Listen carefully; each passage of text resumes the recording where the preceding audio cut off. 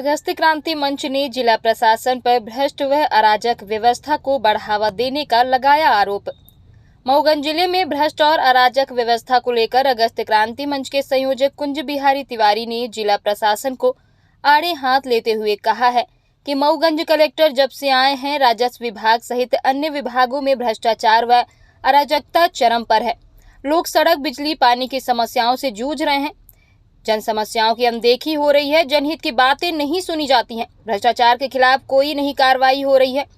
सबसे दुख की बात है कि नवाचार बताकर गाय बांधने, गौ सेवा का प्रवचन तो दिए जा रहे हैं, लेकिन गौशालाओं में गौ वंश की दुर्दशा है, उस पर कुछ नहीं किया जा रहा है।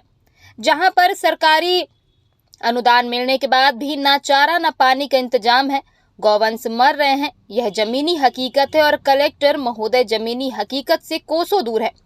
तालाब संरक्षण हो, जल संरक्षण हो, शासकीय खंडहर होती, सरकारी संपत्ति हो, सबका यही हाल। जनता दौड़कर जिला प्रशासन के मुखिया के पास जाती है, पर मऊगंज में इस कदर से भ्रष्ट व्यवस्था ने मजबूती से जड़ें जमा चुकी हैं कि लोग पिस रहे हैं और जनता की कहीं कोई नहीं सुनवाई नहीं हो रही है। अपने क्षेत्र की और अधिक खबरें देखने के लिए जय न्यूज को सब्सक्राइब करें और बेल आइकन का बटन दबाना ना भूलें। धन्यवाद। यहाँ के किसान वैसे पीड़ित हैं, सिंचाई का कोई साधन नहीं है और प्रशासनिक उदासीनता या अराजकता कहे जिससे पीड़ित है। आज खबरों में हमने भी देखा था कि कई गौवंशों की फोटो डाली गई थी। अब इनका ये कहना है कि अगर हम इनसे जानवरों से रक्षा के लिए कोई व्यवस्था न करें तो खेत में एक भी फसल नहीं बचेगी। ये सामूहिक अपने खर्चे से कोई बगैर सरकारी सहायता के इन लोगों ने ये तारबाड़ी कर रखा है और खुद चारा भूसा की ये बोलते हैं व्यवस्था है। पर सवाल इनका भी है और हमारा भी है और रीवा के कलेक्टर महोदय, मऊगंज के कलेक्टर महोदय से।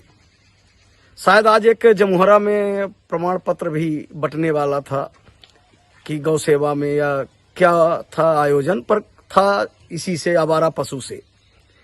सवाल यह है कि 38 लाख रुपए खर्च हुए गौशालाओं के नाम पर और जिले में ही नहीं, प्रदेश में ही नहीं, हर प्रदेश के हर कोने में गौशाला बनी। नई गढ़ी की जनपद की गौशालाएं याद हैं और 4 अभी बनी नहीं। 4 साल हुए, काम चालू हुए, 4 नहीं बनी तो अब कब बनेगी भगवान मालिक है। किसी तरह से प्रयास करके मड़ना, पैकन गांव, जोधपुर, कोट, भीर, रामपुर, बहुती और करा और जितनी इनकी संख्या है तो 800 गोवंश का सहारा यहाँ मिलना चाहिए कम से कम। जो उनकी संख्या 100 की है तो 800, किसी में एक भी नहीं है। 38 लाख सरकार के गए, सरकार के नहीं गए, हमारे आपके गए। फिर 62,000 रुपए इनके भूसा चारा की व्यवस्था के नाम पर। अब व्यवस्थाएं हमें दिखती हैं, आपको दिखती हैं और जनता को दिखती है। इनका ये कहना है, हम भी आए थे, आप भी आए या कोई आए, इनका ये कहना है कि इन गोवंशों को हम ले कहाँ जाएं। गौशाला में ले जाते हैं, कोई रख नहीं रहा। गौशालाओं की स्थिति अगर कलेक्टर साहब जाके देखें तो हकीकत सामने आएगी। कई बार लिखित भी दिया जाता है, लेकिन जो जनता जनहित की बात के लिख के दे दे एक बार, या एक बार उनसे बात कर दे, क्षेत्र की समस्या की कोई एक बार कलेक्टर साहब से बात कर दे तो दोबारा उसका फोन और कभी नहीं उठाते, या तो लिख देते हैं कि समस्या, और उस समस्या वालों का फोन ही नहीं उठाते। मैंने तो लगभग 100 बार फोन लगाया, मेरा फोन कभी नहीं उठता। कई बार तहसील कलेक्ट्रेट जाके मिलने का प्रयास किया, कभी नहीं मिले। और यहाँ के जनपद प्रतिनिधियों ने कई पत्र लिखा और आपकी जनपद अध्यक्ष ने कई पत्र लिखा, जैसे वहां पे फीड कर दिया गया है कि इन पत्रों का जवाब न दिया जाए। सीएफटी भवन सरकार का पैसा लगा है, फिर बात आती है सरकार का पैसा नहीं, जनता का पैसा। सीएफटी भवन बहुत बड़े बड़े भवन, वो भी याद है मुंह पे और जबान पे हमें, तो क्या सरकारी तंत्र को याद नहीं है?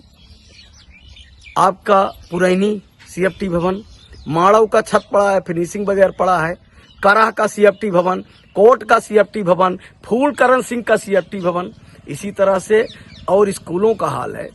आप प्रशासनिक मुखिया हो, पूरा एक जिला जब छोटा हुआ तो आस जगी थी कि कलेक्टर महोदय मऊगंज बैठेंगे तो यहाँ की स्थितियां उनके सामने रहेंगी, क्षेत्र भ्रमण होगा, वो खुद देखेंगे और स्थिति सुधरेगी।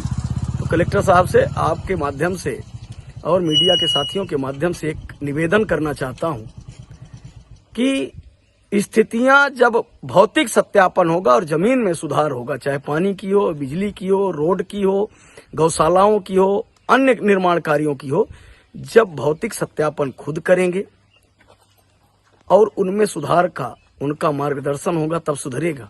लेकिन जो उनको समस्या बता दे तो समस्या लगता है उसका नाम ही नाम से फीड कर देते हैं और उसका फोन नहीं उठाते हैं।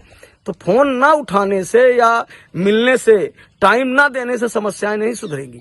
हम लोग तो प्रशासनिक लोगों का और सरकार का बगैर पेमेंट के सहयोग करते हैं, जानकारियां इकट्ठा करके। और अभी यहाँ हम आए थे, आप आएंगे और कोई आए, सबका ये कहना है कि इन गौवंशों को हम ले कहाँ जाएं, गौशाला कौन सी गौशाला में पहुंचाएं। तो पहली मेरी मांग है कि जो गौशालाएं हैं उनकी प्रॉपर मॉनिटरिंग हो, और ये नहीं कि पेपर में ऐड निकले कि आज इस गौशाला में आयोजन होगा। अरे मेरे चेहरे पे कोई बोल दे कि कालिक लगी है तो मैं भी, वो जैसे नहीं नौटंकी में मुर्दा शंख लगाते हैं, पहले सफेद चेहरा काला आदमी भी करके गोरा दिखता है, तो मुर्दा शंख लगाने से और फेयर एंड लवली से लगाने से चेहरा कभी गोरा नहीं होता। तो कुछ मीडिया में खबर छपवा देने से समस्याओं का निदान नहीं होगा। जय हिंद, जय भारत, जय क्रांति।